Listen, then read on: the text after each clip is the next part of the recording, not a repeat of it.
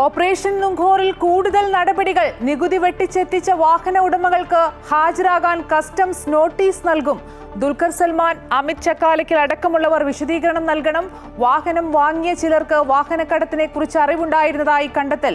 E D അന്വേഷണത്തിനും സാധ്യത.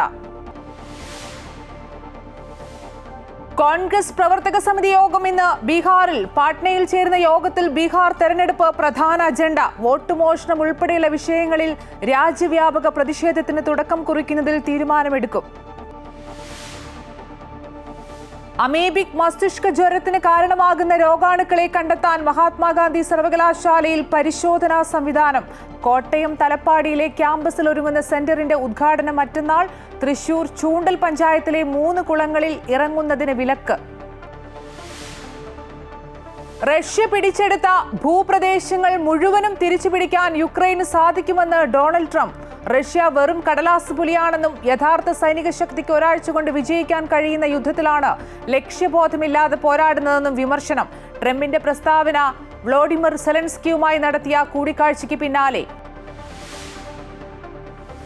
Asia Cup ക്രിക്കറ്റിൽ India ഇന്ന് ബംഗ്ലാദേശിനെ നേരിടും. മത്സരം രാത്രി 8-ന് ദുബായിൽ. വെസ്റ്റ് ഇൻഡീസിനെതിരായ ഇന്ത്യൻ ടെസ്റ്റ് ടീമിനെ ഇന്ന് പ്രഖ്യാപിക്കും.